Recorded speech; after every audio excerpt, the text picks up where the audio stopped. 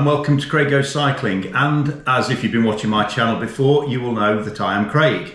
And also you'll know that if you watched my video from my trip down to Cornwall, you'll know I met this gentleman here. His name is David Martin, who is from Belfast.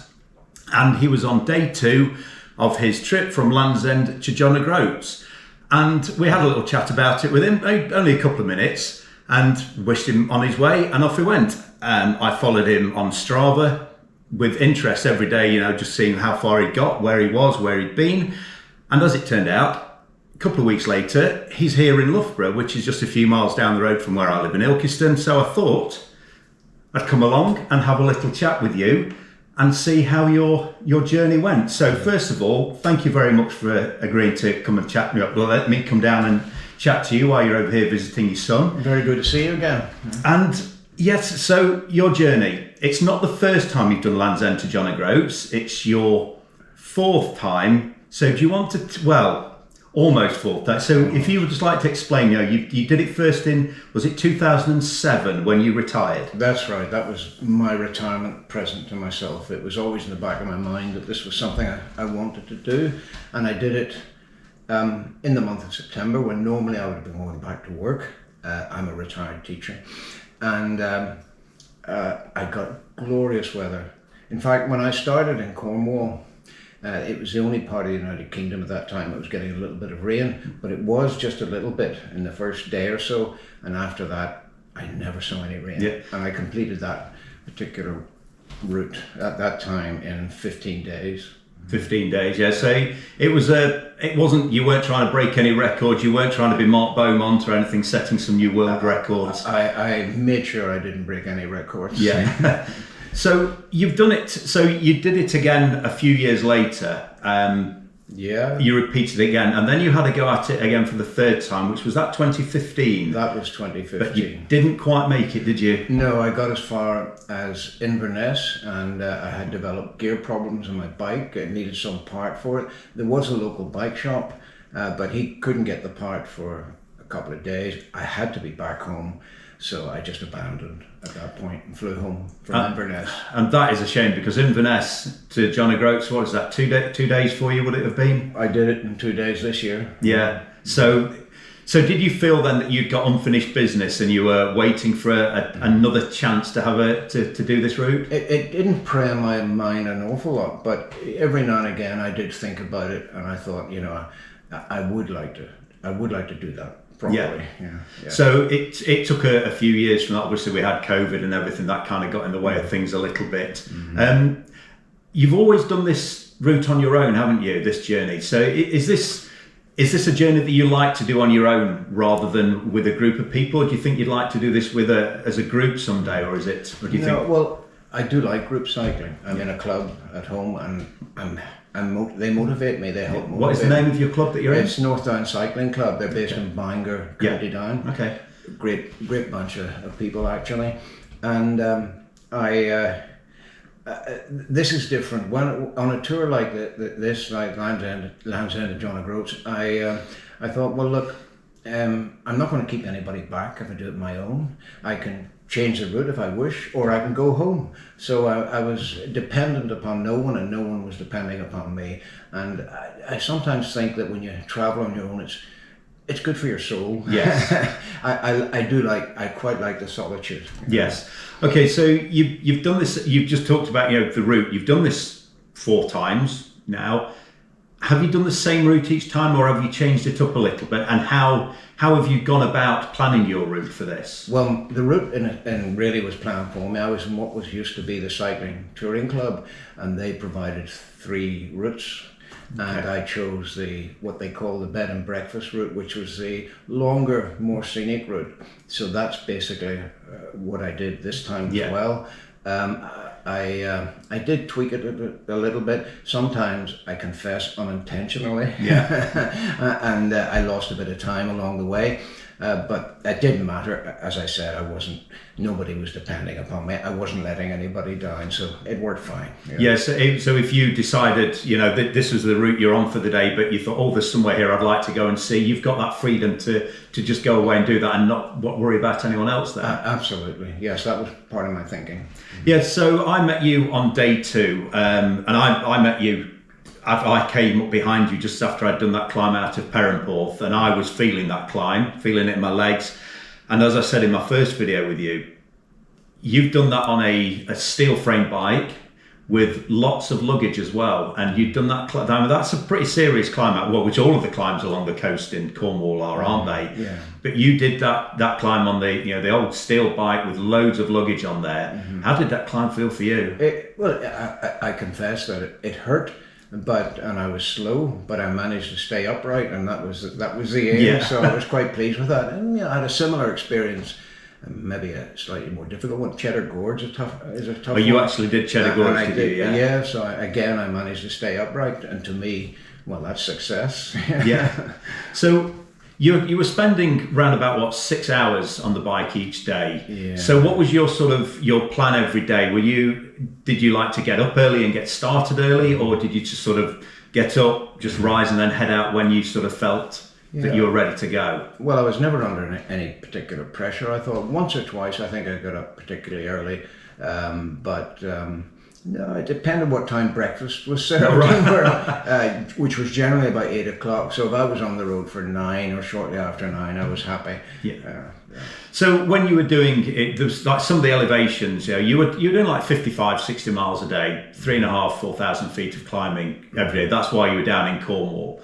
So did you sort of have an idea of how long you wanted to spend on the bike? Did you break that up into little chunks during the day, or did you go for a good sort of 40 miles and then have a break and then finish? I kept, after leaving, I kept going for 3 to 4 hours until I felt a bit peckish, and then find somewhere to eat along the side of the road. It's pretty primitive, actually, when you think about getting a coffee from someplace and a couple of sandwiches, but I enjoyed that. I enjoyed the simplicity of it.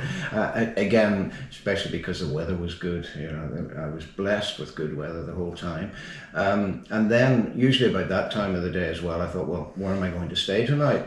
So at the side of the road, I would go on to booking.com or something like that. Yeah. And I always managed to find a place, although I confess once or twice I thought I wasn't going to, and there are times when I had to double back because to find accommodation. But things worked. So you were doing your accommodation. You were doing that on the fly. Then you hadn't planned it as to I'm going to start at this B&B and I'm going to finish at this one. Then was that a deliberate thing? Then was it to just so you could choose where you wanted to go for the day? Well, yes, it gave me flexibility. Didn't put me under. I found I was under less pressure. The only place I booked in advance from my kitchen at home was at my first accommodation, which was at Land's End. Yeah, that was the only one. So I touched on the bike that you used. It was a 25-year-old Dawes Galaxy, steel framed. What was your reason for doing it on that bike rather than one of your more modern carbon bikes? Well, my more modern carbon bikes definitely couldn't have carried the luggage. Yeah. And the gearing wouldn't have been quite right either. There's no way I would have got up many of those hills on my carbon bike. The steel frame bike has been reliable in the past, apart from that one incident, but I wouldn't hold it against it. Yeah. That's the one in Inverness I'm talking about. And I was pretty confident that it wouldn't let me down again. So. Was that the bike that you've used on all of these? Is it the same bike on all of them? Exactly the same bicycle. Yeah. Yes. So you've got a bit of an attachment to that bike then for this route? I do. This time it had hung up in my garage for 9 years, untouched, unused, because I was using my carbon bikes or whatever in the club, and I do have a soft spot for it. Yeah. So. Again, when I saw you, the amount of luggage that you had, and you did mention to me then that you were thinking about maybe posting some of it back before you continued on with the journey, just purely because of the weight. Was that something you did, or did you just end up continuing with everything that you carried? No, that's exactly what I did do, because I was forced to rest one day because just one day, there was bad weather, and I thought I could have gone out in it, but I thought there's no point. Yeah. And on that particular day, I occupied myself sorting out what I didn't need. Yeah. And posted it back home, and that helped me a bit along the way. It did help me lighten the load a little bit. So you've sort of, I guess, in the UK, you've started down in Cornwall, which is very up and down, especially if you're on like one of the coastal routes. And then when you get into Scotland again, you hit the hills a little bit more. But did you find that it's sort of, the Midlands and Wales was a little bit flatter at all? Did you get a little bit of respite on your journey? I think it was once I got across the Severn Bridge. I felt things were a bit gentler. I was able to make fairly steady progress. Did you have places along the way where you sort of you stopped and you spent a little bit of time at all? Were there any places that you deliberately made sure were on your journey? I confess I didn't do any sightseeing. I was sort of engrossed in the task at hand. And I didn't want to spend any more time away from home than I had to. Right.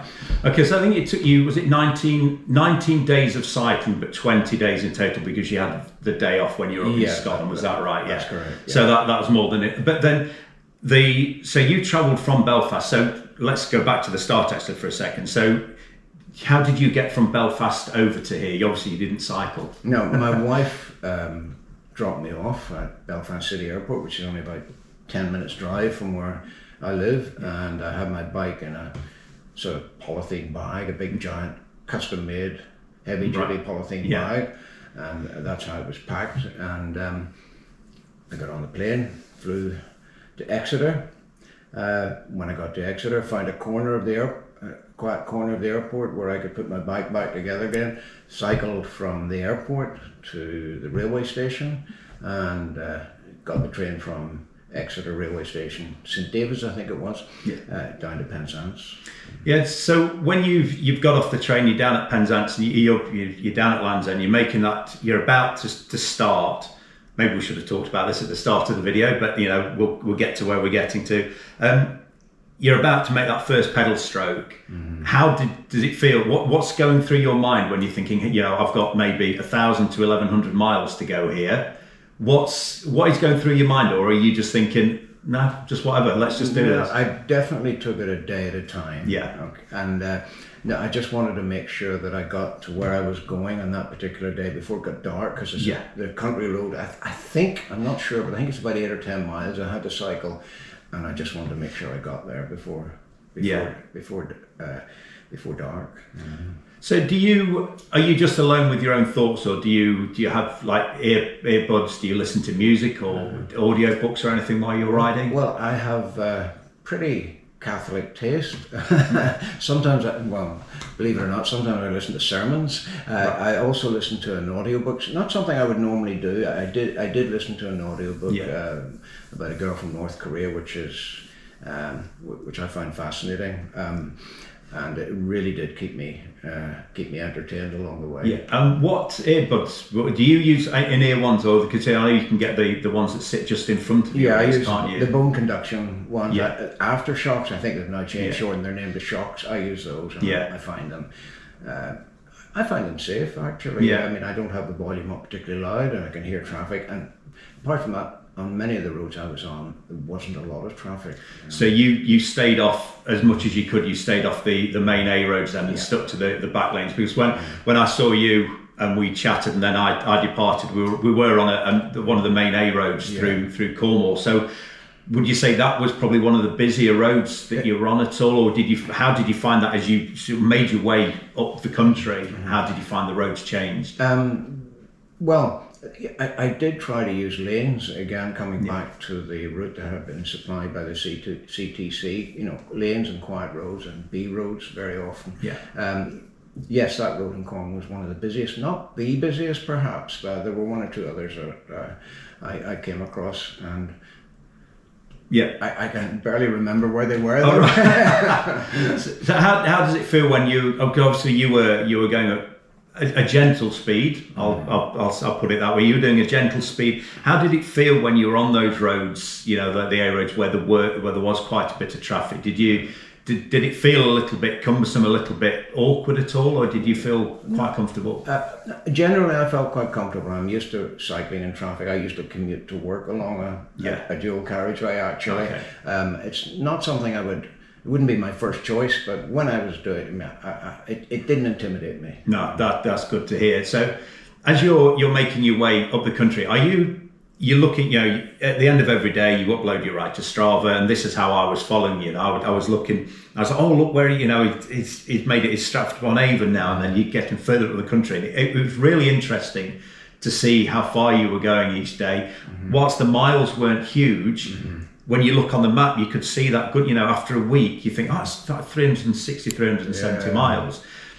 Is there a point in the journey where you're starting to think, I'm getting closer to the end of this journey now, and and you're starting to think about the finish and going home, or were you literally every single day was just, I'm going to go from here to here, I'll find a bed and breakfast, and you didn't sort of think about getting home so much? Yeah, that was basically my game plan, just to take it a day at a time and get there. I was very much aware that when you get to Edinburgh, which is I went through, there's still a lot of miles to do and a lot of hills. Yeah, and I tried not to think about that too much. Yeah. So how did you feel so when you've got the route for each day, did you sort of look at it properly and look at what the elevation you were going to be doing each day, or did you just sort of put that to one side and just take the climbs as they came, or were you prepared for them? No, I confess that I didn't give too much thought to what was ahead of me, right? Apart from wanting just to keep going. You know? Yeah. So what was was there a favourite day of the journey? Was there a favourite area that you were in, or did? Well, do you know, in spite of the hills, I particularly liked the first, was it 8 or 9 days when it was shorts and sun cream the whole time. Yes. In fact, it probably was. It was by the time I got to Manchester that it was only then that I think the sun disappeared. It was around the Manchester area. Okay. And actually I'd forgotten my sun cream in Manchester. I'd left it in my hotel room, and I didn't need it after that anyway. Yeah, so that was something less to carry. Well, I suppose that's what they say. You know, as you get, you know, it always rains in Manchester, and then you get to Scotland. The thing is, when you get into Scotland, you can have 4 seasons in one day. There, if you don't like the weather at 8 o'clock in the morning, hang around for half an hour. But as I said, I got great weather in Scotland. Great weather. Well, the temperature did drop, and when I got to Peebles, I thought, well, I was still in. Is that just north of Edinburgh? Yes, some distance north. And when I got to Peebles, the temperature dropped enough to me. So right, it's time to get out of my shorts. I went to look for my leg warmers, which I thought I'd packed, but I hadn't.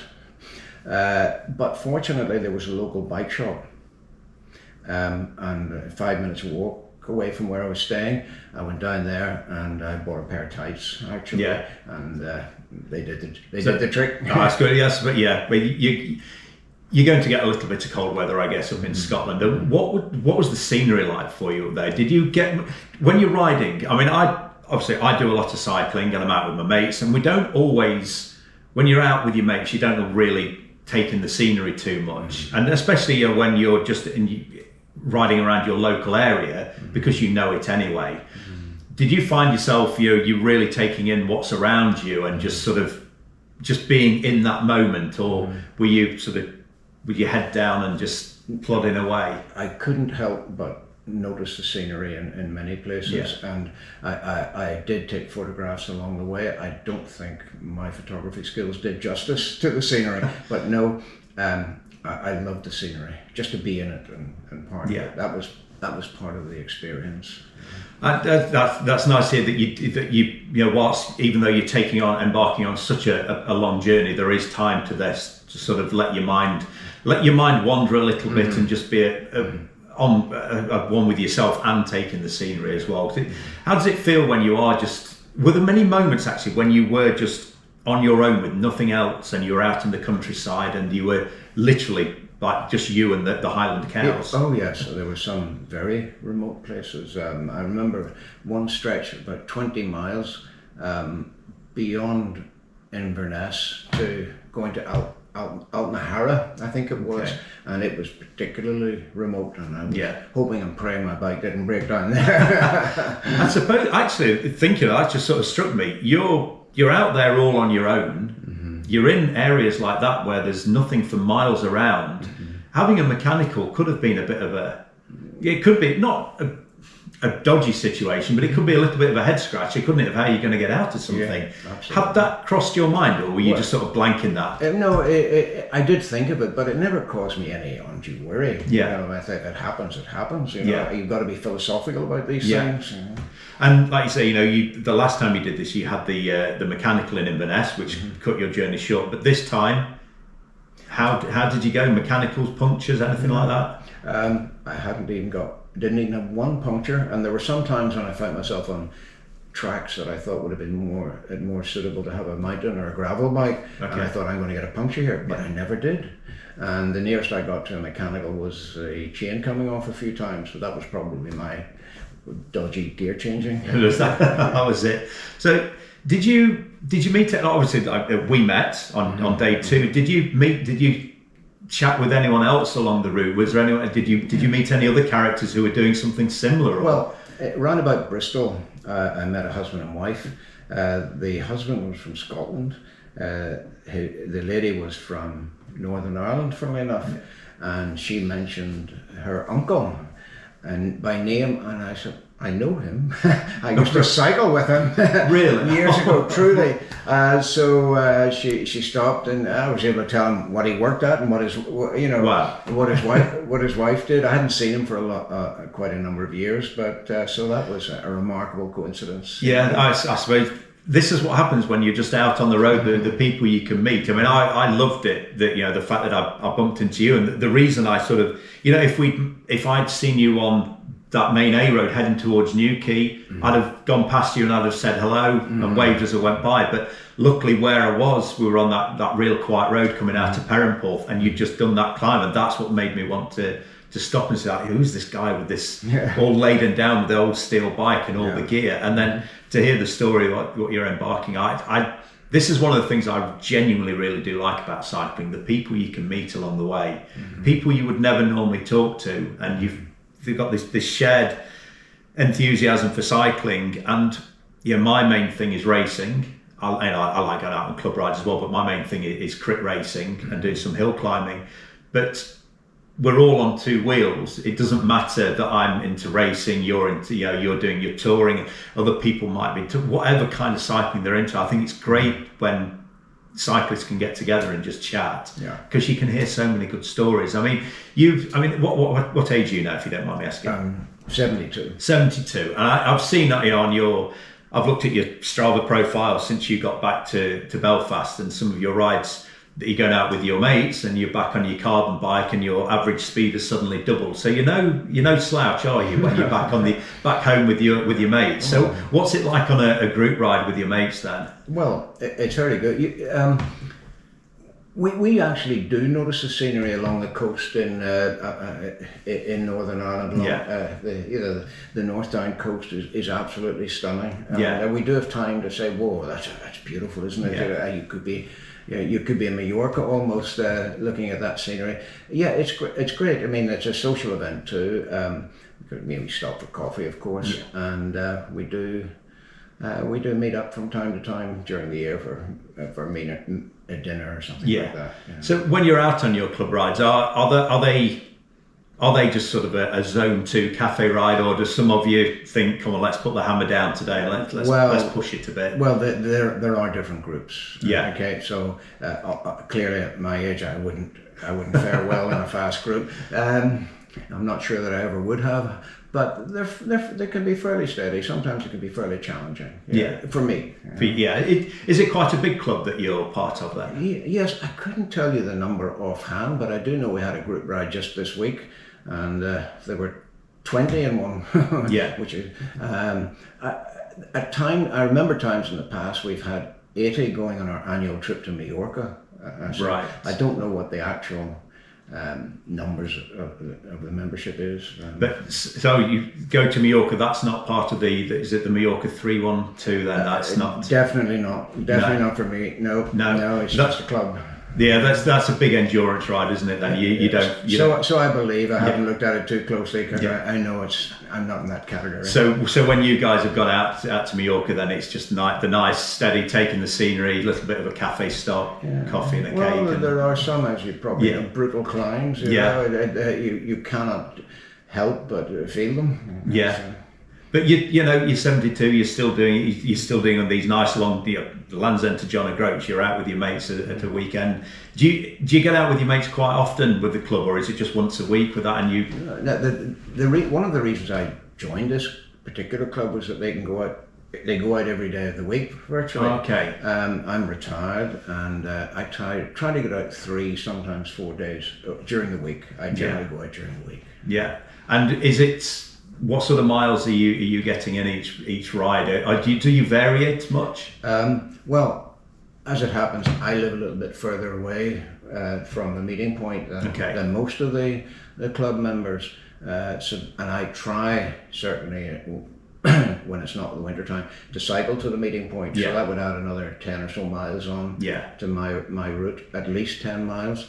So it would probably average about 50 to 60 miles on the runs that I do. And you do, and again, in Northern Ireland, you've got some nice climbs out there, and you've got some, like I say, you've got some lovely scenery on there on that east coast. Yes. The road from Larne up to Cushendall. Do you cycle that? Do you cycle that much time? And I've been up there on motorbikes many years ago. Right. Well, I haven't cycled that route. We tend to stick very much to the Ards Peninsula. I haven't cycled that route in recent times. When I was in touring, I used to do that quite a lot. We used to cycle from Derry down to Belfast. You know, we go overnight and do that A2 run, as we called it back then, and that would have been about 135 miles from door to door. And taking in an awful lot of beautiful scenery as well. Yes, of which there is an awful lot of beautiful. So I've spent quite a lot of time over in Northern Ireland at motorbike racing at Northwest 200 and things like that. It was. I always found as well that the people were all very, very welcoming. Whatever people might have heard on the news reports and whatever back in the 90s, I always found the people of Northern Ireland, of Ulster, they were just so welcoming. The fact that you were going visiting there, they just seemed to be just loved the fact that you were there. Yeah, I think that's right. I mean, as it happens, I've travelled quite a bit over the years, and I would not want to live anywhere else. Neither would my wife. You know, we love the place and we love the people. Oh, that's brilliant. Well, I'm going to leave it on that because that was a perfect way to end it. I think there you said that. So, David, it was brilliant meeting you in Cornwall, and it was I loved, like I've said a couple of times, I loved watching your progress on Strava every day, and it's been brilliant having this chance to come down and chat with you again today. So thank you very much. I know you're down here on holiday now for a week or so to spend time with your son and your grandkids. So this was your first little bit of, your own bit of free time, I think, isn't it? You'll be on granddad duties now for a week or so. So, well, again, thank you very much, David. It's been absolutely brilliant chatting to you. I'm delighted to have met you again. Thank you very much. Okay. Well, that's it from this episode of Craig Goes Cycling, and this just does prove when you're out on your bike, the people you meet, the stories you hear, just stop and chat to people. I love it. It's brilliant, and it's led me here to meet David and hear his story of Land's End to John O'Groats. So, well, thank you very much for watching. And when you're out on your bikes, please ride safe, take care, and I'll see you on the next episode. Oh, and like and subscribe. And if you want to find David's Strava, it's David Martin from Belfast. If you follow me on Strava and look at my followers, you'll find him on there. So thank you very much for watching. Take care, everyone.